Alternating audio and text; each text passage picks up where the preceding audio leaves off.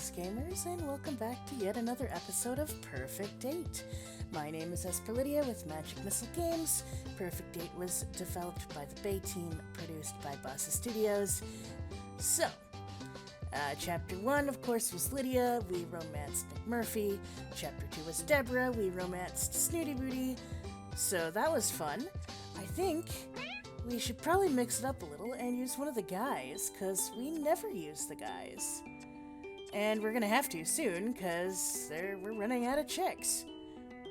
So I think I'm gonna use this guy who looks like he could use some coffee. Like, all of the coffee, seriously.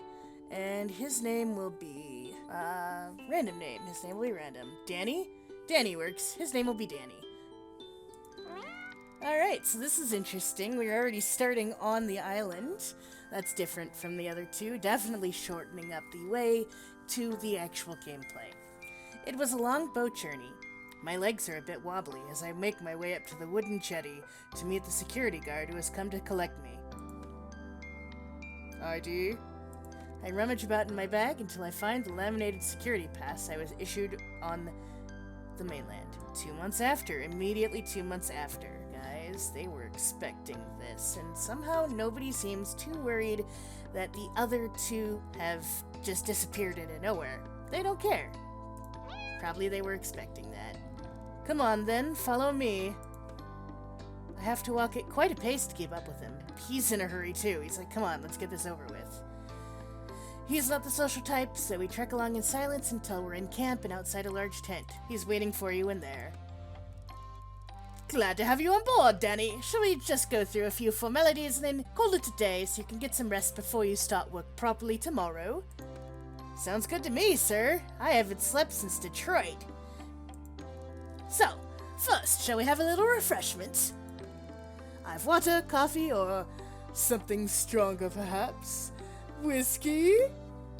I'll drink with the professor. It's a bit early in the day, but sure, why not? I'll have a small whiskey. Oh dear, it would seem I'm all out. I do believe I have a bottle of gin around here somewhere, though. Takes a huge glug from the green bottle before passing it to me. Feeling a wave of peer pressure, I take a far bigger gulp than I expected, which causes me to choke, so the professor has to slap me on the back. Steady, Danny. We spend the next hour going through my kit, all typical stuff, apart from my super gadget. It's called the catalog and does all sorts of swanky things, even plays music. I meet some of the local cats and learn how to scan them with it, which was a lot of fun. Finally, I'm shown to my tent to settle in for the night. Yep, the professor drinks a lot.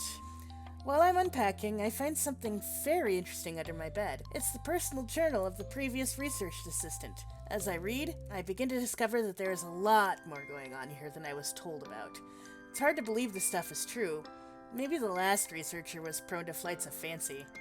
Still, it makes great bedtime story material, and I stay up reading until my eyelids begin to close. In spite of my best efforts to read to the end, I drift into a deep sleep.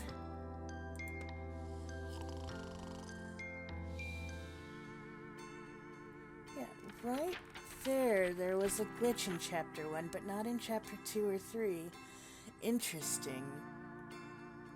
There are still occasionally glitches, which leads me to believe that the game is somehow aware it's a game.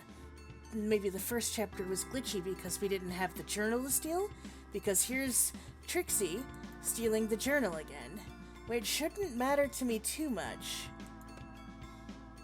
Wait, it has the journal. But it has run off into the night. I'm chasing the cat at full speed into the forest. I must get that book back. It has everything I need to know in it. I start to feel woozy, and I realize too late that I've strayed into the danger zone. I'm going to be sick. I close my eyes tight and drop to my knees. I open my eyes. A calico cat is standing in front of me. It drops the journal from its mouth. And then I pass out again. I wake up. Kablamo! Oh, I'm so pretty. Deborah is so pretty. Hello, can you hear me? Are you okay? Here we go again.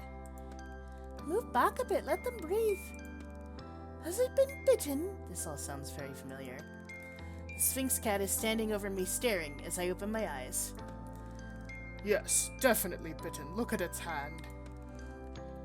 I bring my hand up to my face, and through my blurry vision I can make out several deep scratches and puncture marks. The cats watch me intently.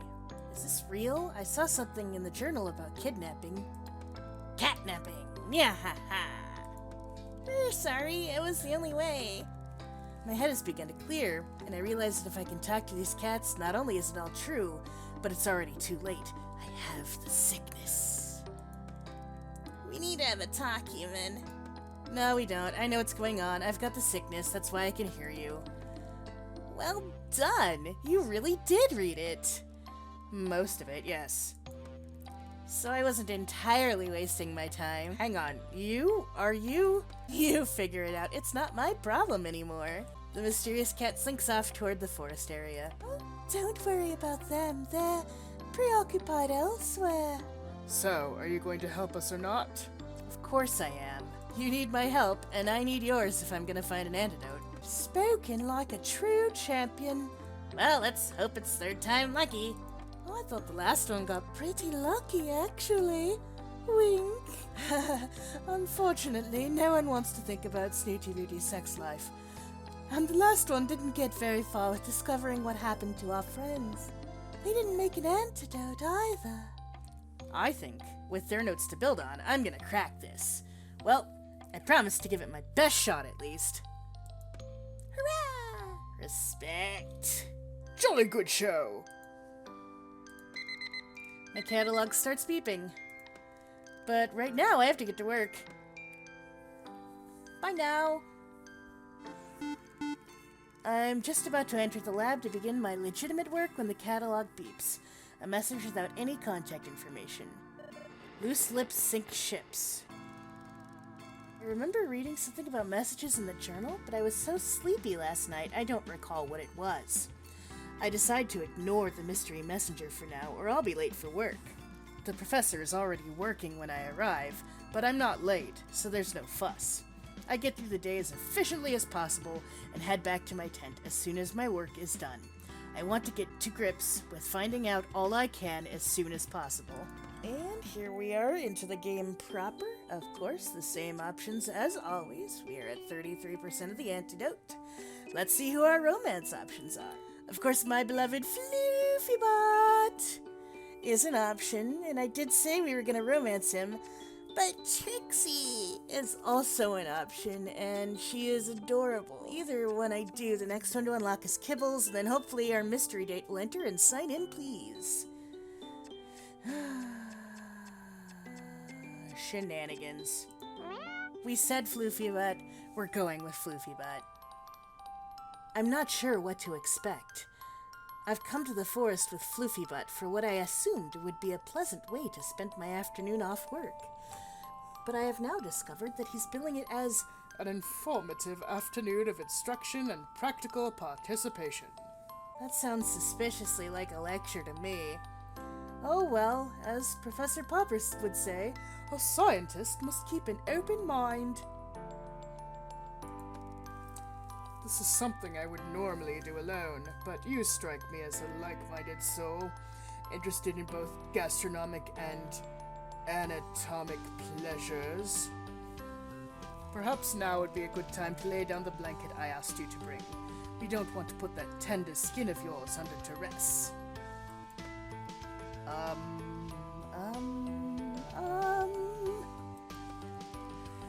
I lay the blanket on the ground awkwardly and wonder where he's going with this. Relax, Danny. This doesn't usually take very long. That's what she said. Danny's a little worried. Suddenly, without warning, there's a loud plop as a bird plummets out of the sky directly onto the blanket. Told you so. Oh my, it's dead. Oh, another keen scientific observation from the science team. Go science! As a doornail. But what happened to it? Just the force field, of course. Now enough foolish questions, Danny. Let's get started, shall we? Just just like the lecturers from my uni. What exactly are we doing here, FloofyButt? I told you, don't use that ridiculous name. I prefer Major, if you please. What exactly are we doing here, Major? This is my little surprise. I'm a bird fancier. Oh, and you fancy your birds dead? Quite. All the better to practice my other pursuit. I know I'm gonna regret asking this, but what pursuit would that be, Major? I'm a self-taught pathologist. You mean as in post-mortem? Somewhat rudimentary, don't you know, but I can now find my way around the innards of the average seagull with remarkable dexterity. Yeah, well, whatever floats your boat. I'm interested in crossword puzzles myself. Not everyone's cup of tea, but it occupies a wet afternoon.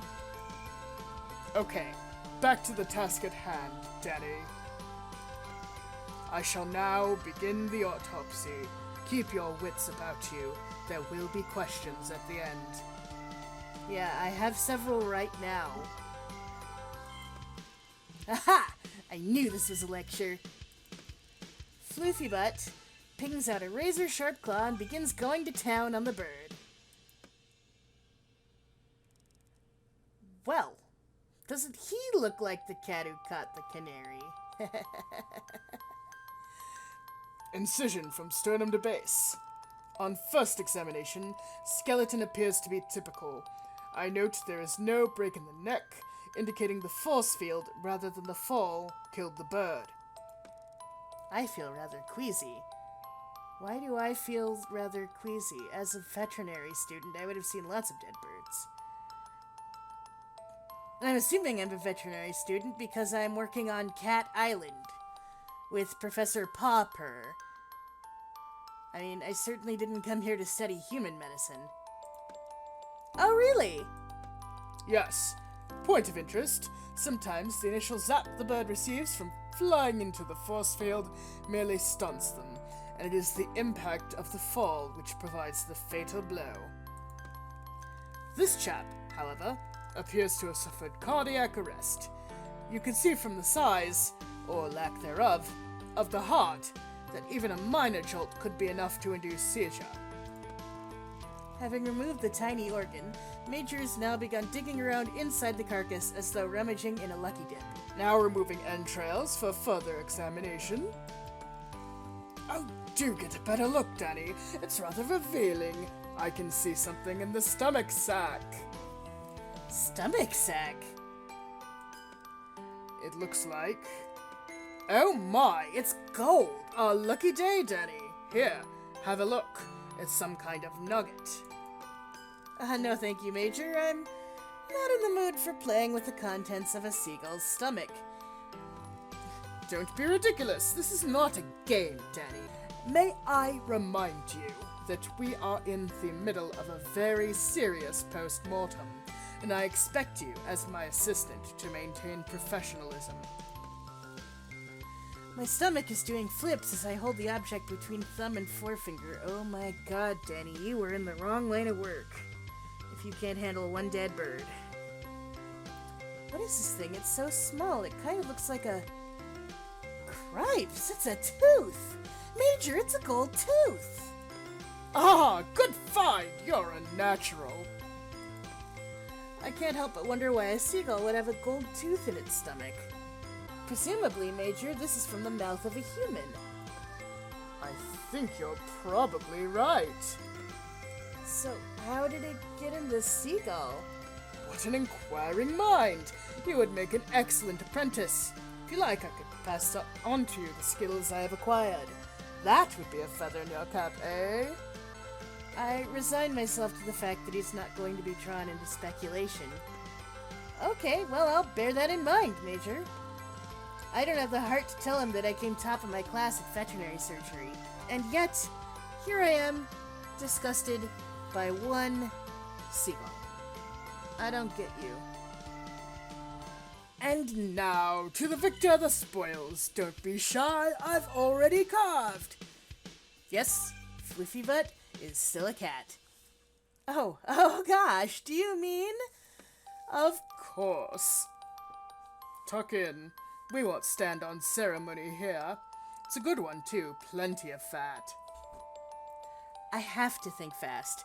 Do I really want to eat raw seagull carved up by a cat on the forest floor? I'm gonna be a cat eventually.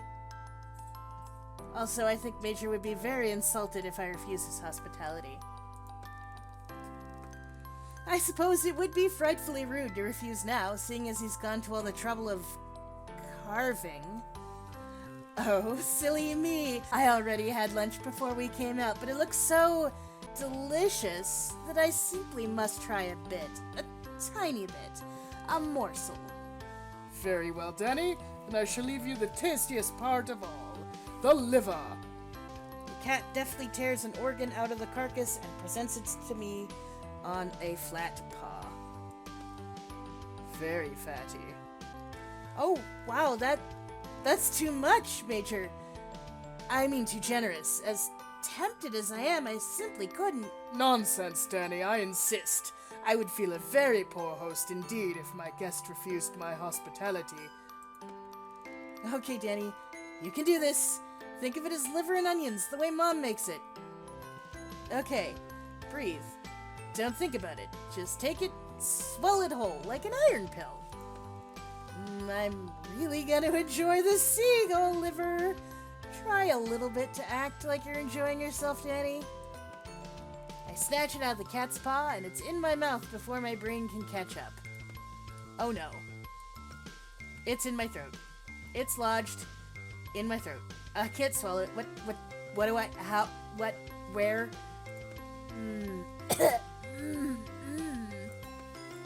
Crikey, that was a close call.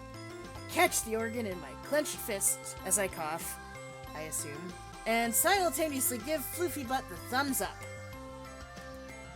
Exquisite! My compliments to the cat. Quite so. Next time, make sure you have an empty stomach, unlike this chap, eh? Wink. FloofyButt holds up the gold tooth and laughs. How does he hold up the gold tooth? He doesn't have thumbs! I try to force a laugh, but I'm suddenly overwhelmed with nausea. I've had a truly lovely time here, Major, but I'm afraid I must go now. So soon? Sadly so. Work calls. Well, I suppose that can't be helped, but let's do this again soon, eh? Yes, of course. Soon. I can hardly wait. Danny's regretting all of his life choices in that picture. Just all of them. As I run home, feeling the slimy, sticky mess clinging to my hand, I curse myself for not bringing my antiseptic gel. Next time, I will be prepared. Okay, what do we have in research? The professor has assigned me to work on a special subject. I wonder what he means by that. Danny, I have a very important job for you today. It's quite a tricky one, but you've proven yourself to be very capable, and I'm certain you can handle it. Follow me. I have a little lady I'd like you to meet. The professor leads me to the research lab in the forest, but instead of going in, he takes me to an area around the back. This is our brave little nugget, Ravenpaw. She has to be isolated over here, don't you, Missy? The professor reaches into the cage, which is stood on a table, and picks up the tiny black cat that's sleeping inside. One blue eye and one brown eye. McMurphy's mentioned her. Such a good girl, aren't you? We keep her here, away from the others, because the poor thing is very unwell. Can you see this nasty rash? Professor Popper holds out one of the cat's paws for me to inspect. It's red and swollen. Ravenpaw looks at me with her big, watery eyes, one blue, one brown. They're probably watering because of the medication she's on, but it makes her look as if she's pleading with me. She doesn't seem to be able to eat without assistance either, poor thing. We've been treating her as best we can, but I'm not sure if she'll make it. Perhaps not even to the end of the week. Sad face. The professor lets out a sad sigh. I have my fingers crossed, though. We don't give up on any of these cats, do we, Ravenpaw? No, we don't. We're going to try and get you all better. She's such a pretty cat. Her eyes are enchanting, aren't they? She's a very pretty cat indeed, and she knows it too. You can tell. You know what a pretty thing you are, don't you? I reach out to stroke Ravenpaw, but she struggles away from my hand. Ah, she's getting cranky. I think we've kept Grumpy Pants here awake for long enough. He puts her gently back into the cage and locks it shut. Ravenpaw seems to fall asleep instantly. I hope I didn't distress her. Of course not, Danny. She's usually very wary of humans before she gets to know them. When I first found the poor thing on the beach, she almost scratched my eyes out, in spite of the terribly fragile state she was in. The professor smiles at the memory. Such a little trooper. She was half dead at first. She's gotten a lot better since then. I honestly wouldn't be surprised to see her pull through this. I do hope so, Professor. Quite. Now, the reason I brought you here is because, regrettably, I won't be able to see to Ravenpaw personally any longer. It's a pity, she is so used to me now, but there's nothing for it. I have been given an extra workload recently, and I need to share out a few of my odd jobs to accommodate it. I thought you would be the ideal person to look after Ravenpaw for me. I'm taken aback that the professor has trusted me with such responsibility. It's quite flattering, until I remember that he doesn't have much choice, me being the only assistant on the island. The only human assistant, Danny. You know darn well that Deborah was the previous assistant. Every day, she requires a change of dressing, a dose of medication, some cream rubbed into her rashes, and a syringe full of some nutrient milk. This can be quite distressing for her, so I'd like someone with a nice and patient manner to take over for me. Would you be interested, Danny? Of course, sir. I'd love to help out in any way I can. That's what I'm here for. Oh, splendid! I am so glad. I think you and Ravenclaw will get along famously before too long. She has such a sweet nature. I look forward to it, sir. Could you start now? Oh, of course. Tip-top. I shall be in the lab if you need me for anything. Please don't be afraid to give me a shout. I am terribly sorry to burden you with this so suddenly, but I have such a lot of work to do right now. Okay, Professor. I feel a little apprehensive as I watch Professor Popper returning to the lab. I didn't realize I'd be expected to do everything right now without training or anything. I remind myself that this isn't like an ordinary lab back home. I must try to adapt to the higgledy-piggledy way things are done here. I take a deep breath. Change your dressing. I can do that. Hello, pretty kitty. I'm very sorry, but I have to disturb you. The small cat lets out a sad mew as I lift her out of the cage. I know, life is unfair.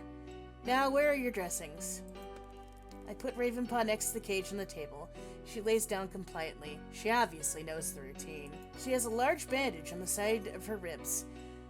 I begin to gently remove it, trying hard not to pull on her skin too much. Well, I suppose if we're going to be doing this every day, we might as well get to know each other, right? So, hello, my name is Danny, and I'm quite new here. I know your name already, Ravenpaw. Nice name. I bet the professor named you. He certainly knows how to pick 'em, doesn't he? The cat tenses as I remove the last of the plaster and reveal a scar and a patch of bare skin where the professor had shaved her for surgery. Oh dear, that scar looks very tender. I should clean it. Is that right, Ravenpaw? Let me look. There's some drawers under the table, and I quickly find some antiseptic gel and cotton pads. Now, Ravenpaw, I'm gonna level with you. This is going to sting a bit, but please don't take it out on me. I'm doing this for your own good, okay? Trust me, you do not want this scar to become infected. That would be disastrous. The cat stays perfectly still while I wipe at her scar. She doesn't even make a sound. I have to say, I'm impressed and a little disquieted. Wow, you are a brave girl, aren't you? Well done! When I was a child, I cut my arm on some thorns and had to have antiseptic put on it. As I remember, I screamed the house down. I carefully put on a clean bandage, trying hard not to stick it to her fur. I suppose the medication comes next, doesn't it? What do we have here? I look through the drawers and find a box of pre-filled syringes labeled catatonic. Okay, that's a pun, and that's also concerning, because the word catatonic is a synonym for comatose. So, it's either a healthy thing, you know, it's a tonic for cats, or it's to keep her quiet. Oh, I presumed you'd be taking tablets, but of course the professor said you have trouble with solids, don't you? Poor thing. Okay, same thing as last time, don't shoot the injector. I hold the skin on the back of Ravenpaw's neck tight and go to inject it, quickly, to get it over with. But the syringe is stiff, and it takes a lot longer than I'd expected. Again, the little cat makes no response, doesn't move a muscle, almost as if she can't feel it. Good girl, gosh, you are so tough. You know, I bet you and McMurphy would get on like a house on fire. Ravenpaw's ears prick up as if she heard a rattlesnake. McMurphy is one of the coolest people. I mean, I was a little wary at first, but he has that Irish charm that's so hard to resist. The tiny cat's head spins to look up at me. But how do you know he's Irish? My heart lurches into my throat. Have you got it? You have, haven't you? You're sick. You've got the sickness. I have a million questions running through my head, but I am unable to speak. Listen to me, human. You must help me. I suddenly jolt to my senses. I'm trying to help you, Ravenpaw. Please, don't use the cream on me. It burns. It has given me these red patches. I know it hurts, but I have to rub it into your wounds. Those red patches will get dry and itchy and even infected otherwise. No, please, I beg you, human, that stuff doesn't help. It doesn't. It hurts. I know it feels that way, but it's helping you, I promise.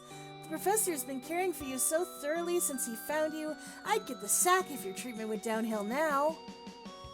That man has only ever hurt me. I'm taken aback. The professor cares for you very much and only wants you to get better. The cat turns her face away as if she's given up hope. It pulls at my heartstrings, and I pause for a moment. Well, as we've previously discussed, I don't trust the professor. I'm going to take the word of this random cat over the professor. Okay, I'm taking a big leap here. I'm going to give you 5 days without this cream, and if I see any deterioration in your condition, it's back to a strict regime for you, Missy, and no complaints. Deal? Thank you, human. Achievement unlocked. Secret desires. Alright, I know I normally do one of each, but I think I'm going to call it an episode here, guys. We will pick up where we left off and see what we can get through. I'm really interested to learn more about Ravenpaw, so... But anyway, as always, thank you all so much for watching. I hope you enjoyed this as much as I did. Remember to like, subscribe, do the YouTube stuff, leave a comment, and keep on gaming.